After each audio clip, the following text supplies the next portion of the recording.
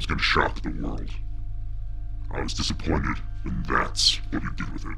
After all the hoops I jumped through to get that phone and get it to John, the C in the iPhone 5C stood for conspiracy, and I was a part of it. So, sitting in this chair, looking back on my career in the past 10 or 15 years, I got some juicy stories to tell. And I've told some of them. I've told some lawsuit stories. I got blacklisted by Apple. But one story that I have never told, mostly because I wasn't sure if I could, is how I got my hands on essentially an iPhone before it was released. So 2013 was the year that we got the iPhone 5S and the iPhone 5C. And the C seemed like a great idea at the time. Apple was getting slammed for the iPhone being too expensive. I think they were starting to feel it. So solution was introduce a more affordable version that had the same basic form factor as the iPhone 5, but with less premium materials. This led to the infamous Johnny Ive unapologetically plastic moment in the keynote, which I think has been memed to death. But that's exactly what it was. It was an iPhone 5 that had a plastic back and came in colors.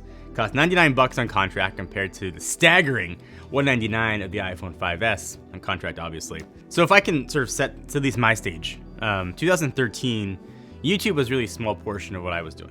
I was running a website called Techno Buffalo. I focused a lot on tech news. That was my primary job, was running this website and sort of getting the most views on this website. Paid me money and sort of helped raise the profile of the site, but also trying to make sure I was adhering to ethical standards. We were just a few years removed from that lawsuit where I talked about where the printing house backed my Motorola, tried to sue me to reveal a source. So I was really very heavy that ethical standards, make sure I was very clearly in the right. So should another lawsuit arise, I didn't have to almost bankrupt myself to defend it. And that was sort of the frame of reference that I went into getting this iPhone 5C show. August 2013, I didn't have an email record of this, so I'm assuming the message came via social. Somebody reached out to saying that they had the back shell of what they were saying was the iPhone 5C. At the time, the rumor was it's going to be called the iPhone 5E. They wanted to know if I wanted it. So this is only 3 years past the Gizmodo thing where someone left an iPhone 4 in a bar and it got sold and it was a huge legal thing. I wanted no part of that. So I remember asking, like, are you trying to sell this? He said no. He said, I just want to send it to you so the world can see the next iPhone. So he sent it to me. And I got this thing in, and at this point, no one had seen the back of the iPhone 5C. Now, ultimately, these shells ended up getting out everywhere. But nobody had seen what this phone looked like. And essentially had, minus a screen, an iPhone 5C in my hand. And I was really unsure what to do. On one hand, I could have gotten all dem views, which would have been awesome. And I probably would have gotten myself sued in the process. I could have gotten a bunch of views on YouTube, a bunch of views on the website. I would have violated pretty much every ethical standard that was going. So now I had this thing and had to figure out what to do with it. And again, two paths. Do I publish it, and that's awesome, or I think maybe ethically gray, or do I not do that? And so this shell, it wasn't just the back casing. It had sort of the internal components that would connect ultimately to the motherboard and all of the electronics of this thing. And honestly, the 5C, when it came out, I think it felt relatively good. Ultimately, the battery started swelling and screen started peeling off. But it looked good initially in the hands. And maybe I thought Apple actually might pull off a plastic phone. I remember thinking that this seemed like a quality product at the time. And it was cool to sort of see an iPhone with all the electronics yanked out of it.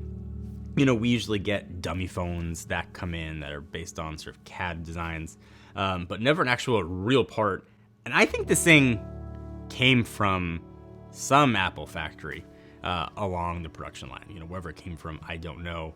And I probably should have inquired more sort of what its origin was. But my assumption is that this was sort of part of the entire production line of iPhones, and one fell off a truck and sort of made its way to my desk in Irvine.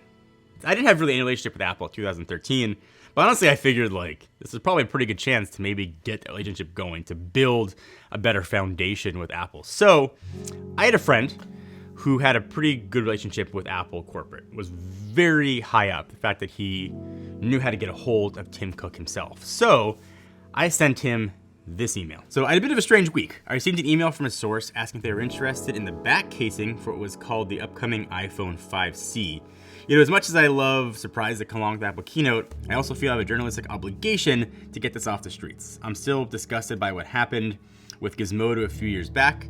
I never want Techno Buffalo to be mentioned in the same breath. If we tell our writers to adhere to the highest journal ethical standards, we have to do the same. I have it in my possession and give you my word I'll never see the light of day. If possible, we'll have to find a way to return it to Apple and get away from prying eyes, even if there are most likely going to be many out there. I feel responsible for this one, and to me, that's what counts. We do our part and hopefully others follow suit. I'd rather be surprised if when it ever comes back to market. I probably laid down a little too thick, and my friend agreed. So with that information in hand, I wrote a letter to Tim Cook's office. As Mr. Cook assigned to my company's high journalistic ethics, ... I'd like to return this ill-gotten part in hopes that we can do our small part to keep the wonder alive. Techno Buffalo have a journalistic responsibility to take it very seriously. I'll never accept attempting to get more page views by using these low tactics, no matter what the reward is. We sure are small compared to other tech sites who are owned by giants, but keep our morals at much higher standards. I think that's what differentiates us. Again, probably laid it on a little too thick there, but it's like the CEO of Apple, and this is 2013, and I was hoping to get a good relationship. So we got a letter back, and I couldn't find the letter that came back. Essentially, it just said, please return to this address. So I'm thinking, I'm doing the right thing. That was most important, but also, like, we gotta be invited to keynotes now, right? Like, we gotta be in Apple's good graces. I didn't share this with anybody. I didn't tweet it. I didn't make videos on it. I didn't show it to anybody. I put it in an envelope, wrote the address they sent to, and sent it off to Tim Cook's office. And I was like, oh, I can't wait for the letter back. And then I waited. And I waited. And I waited some more, and I get that doing the right thing is its own reward. Totally no. But I was still hoping for just a letter back. But that letter never came. I never got anything back at all from Apple. I never heard a peep from anybody, not even the assistant that we spoke to. Nothing. Nothing back from Apple. Didn't get invited to any, should have been a precursor for me getting blacklisted. But nothing ever came from Apple from sort of having that iPhone 5C back. And ultimately, like a week or so later, these things just exploded everywhere. So maybe they were like, what's the point? But that was a story that happened. And I think that these stories happen a lot behind the scenes of your favorite websites and your favorite YouTube creators. And there's definitely a difference between standards for a website and standards for YouTube. And then the creator can sort of decide what they want to adhere to. But again, I was fresh off of getting sued to reveal a source and sort of redefining ethical standards on the website side. So I was really trying to draw like a fine line there. But there's a lot of these things that go on behind the scenes. I got a lot more stories to tell. This is just sort of a fun one of how I could have leaked the iPhone 5C. I don't know, maybe I should have leaked the iPhone 5C. I don't know. But it still, I thought, made for a really interesting kind of story and tidbit, and at least a small part of my history and a small part of my history with Apple. And if you guys like these stories, let me know in the comments down below. I'm just spinning my wheels, nobody cares, I'll stop telling them. But I got a lot of stuff to tell, and a lot of things to get off my chest over the past 10, 15 years, and there's some juicy ones in there. So again, a like and comment down below will definitely let me know that you want to hear more of these stories.